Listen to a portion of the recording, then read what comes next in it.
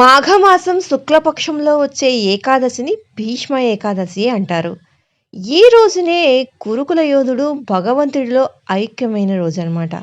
భీష్ముడు పాండవులు చేసిన మహోపదేశము, విష్ణు సహస్రనామము, కురుక్షేత్ర సంగ్రామం పూర్తయిన తర్వాత భీష్మ పితామహుడు అంపశయన పైనే ఉన్నాడనమాట. నెల రోజులు గడిచాక ఒకనాడు పాండవులతో పాచికలాడుతున్నటువంటి శ్రీకృష్ణుడికి హఠాత్తుగా ఆడకుండా ఆగిపోతాడు. అప్పుడు పాండవులు ఏమైందని కృష్ణుడిని ప్రశ్నించగా, కురుక్షేత్రంలో అంపశయ్యంపై పవలించినటువంటి భీష్మ పితామహుడు నన్ను స్మరించుకుంటున్నాడు అని చెప్పేసి కృష్ణుడు సమాధానం ఇస్తాడు. అందుకే నా మనసు అక్కడికి వెళ్ళిపోయింది. మీరు కూడా నాతో రండని పాండవులని కూడా భీష్ముడు ఉన్న ప్రదేశానికి తీసుకొని వెళ్తాడు శ్రీకృష్ణుడు. కృష్ణుడు అలా తీసుకువెళ్ళటానికి కారణం ఏంటంటే, భీష్ముడు ఆస్తికాగ్రేసరుడు అనమాట. ధర్మశాస్త్రాలను అవపోసనం పట్టి పూర్తిగా ఆకలింపు చేసుకున్నటువంటి మహనీయుడు. ఏ ధర్మ సందేహానైనా ప్రామాణికంగా తీర్చగలిగిన ఏకైక మహానుభావుడు దేహం నుంచి నిష్క్రమించే సమయం ఆసన్నమవుతోంది.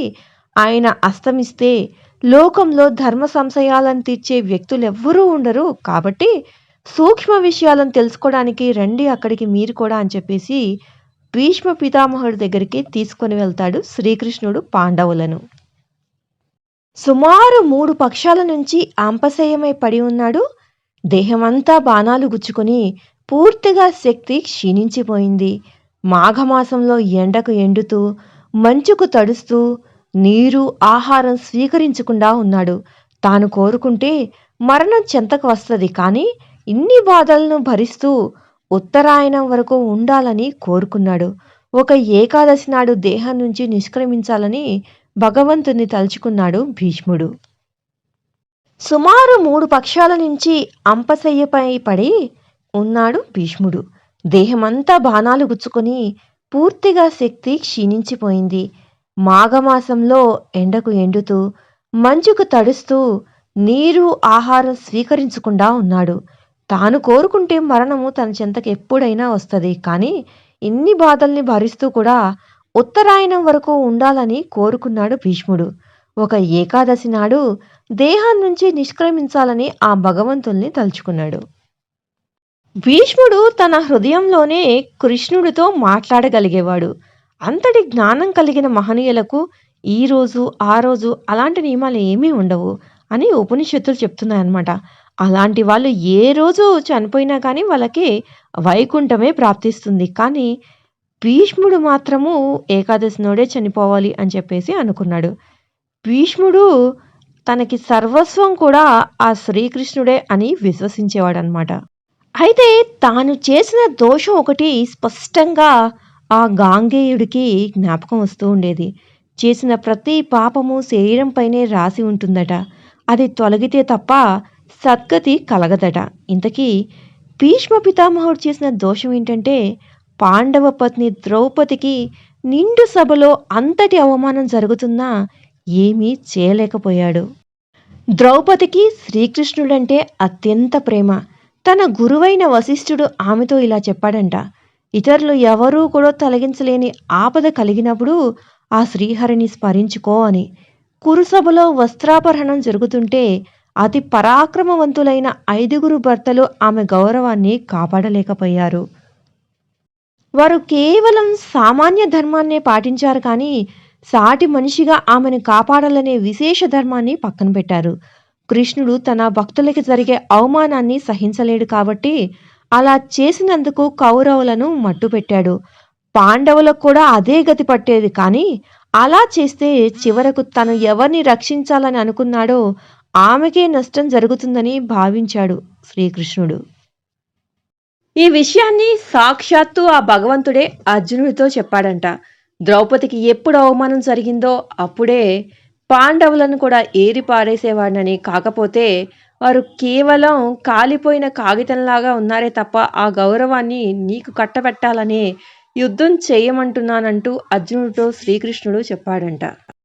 భీష్ముడు ఆనాడు ధర్మరాజుకు లేవనెత్తినటువంటి సందేహాలను తీరుస్తూ ఉంటే పక్కనే ఉన్న ద్రౌపది నవ్వుతూ, తాత ఆనాడు నాకు అవమానం జరుగుతుంటే ఏమైపోయాయి ఈ ధర్మాలన్నీ అని ప్రశ్నించిందట. అందుకే భీష్ముడు అవును తల్లి, నా దేహం నా ఆధీనంలో లేదు, అది దుర్యోధనుడి సొంతం అప్పుడు అని చెప్పాడంట. నీకు అవమానం జరుగుతుందని తెలిసినా నా దేహము నా మాట వినలేదు అని చెప్పేసి కూడా అన్నాడంట. అంతటి ఘోరమైన పాపం చేశాను కాబట్టే ప్రక్షాళన కోసం ఇన్ని రోజులు అంపశయ్యపై ఉన్నానని చెప్పాడు. కురువంశాన్ని కాపాడుతానని తన తండ్రికి ఇచ్చిన మాటకు కట్టుబడిపోయిన భీష్ముడు పరిస్థితుల ప్రభావంతో విశేష ధర్మాన్ని త్యజించాడు. కృష్ణ భక్తిలో ఎలాంటి కల్మషం లేదు, కానీ శరీరం దుష్టమైపోయింది. అన్ని పరిశుద్ధం చేసుకోటానికే అంపశయ్యపై పడి ఉన్నాను. అందుకు ఈనాడు నేను ధర్మాలను బోధించవచ్చని పాండవులకు ఎన్నో సూత్రాలను బోధించాడు.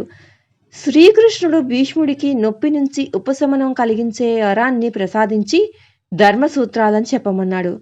నాకెందుకు శక్తినిచ్చి చెప్పిస్తున్నావు, నీవే చెప్పొచ్చు కదా అని భీష్ముడు కృష్ణుడిని ప్రశ్నించగా, నీలాంటి అనుభవజ్ఞుడు చెప్తేనే వచ్చే స్పష్టత నేను చెప్తే ఉండదు అని చెప్పి శ్రీకృష్ణుడు భీష్ముడికి బదిలిచ్చాడనమాట. నేను చెబితే అది తత్వం, నీవు చెబితే అది తత్వద్రష్టం. తత్వాన్ని చూసినవాడు దాని గురించి చెప్పాలే తప్ప తత్వం తన గురించి తాను చెప్పుకోదు. నెల తన సారాన్ని చెప్పగలదా? అందులో పండిన మొక్క చెబుతుంది ఎంత సారమో. అలాగే అనుభవజ్ఞుడైన నీవు ఉపదేశం చేస్తేనే అది లోకానికి శ్రేయస్సు అని శ్రీకృష్ణుడు భీష్ముడితో చెప్పాడంట. భగవంతుడు సముద్రం లాంటివాడు. నీరు ఉంటుంది, కానీ పానయోగ్యం కాదు. అదే నీటిని మేఘం వర్షిస్తే పానయోగ్యం అవుతుంది. అందుకే భగవద్ జ్ఞానం నేరుగా కాకుండా తత్వం తెలిసిన భీష్ముడి ద్వారా అది అందితేనే లోకానికి హితమని ఆ జగన్నాటక సూత్రధారి భావించాడు.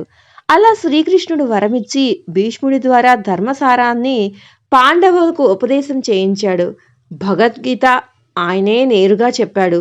విష్ణు సహస్రనామాల్ని భీష్ముడి ద్వారా చెప్పించాడు. కాబట్టి విష్ణు సహస్రనామాల వల్ల సులభంగా మోక్షం అనేది కలుగుతుందన్నమాట. ఇదండి ఈరోజు వీడియో. వీడియో కనుక నచ్చితే లైక్ చేయడం మర్చిపోద్దు. మరిన్ని ఇలాంటి వీడియోస్ కోసం వెంటనే ఛానల్ని అయితే సబ్స్క్రైబ్ చేసుకోండి.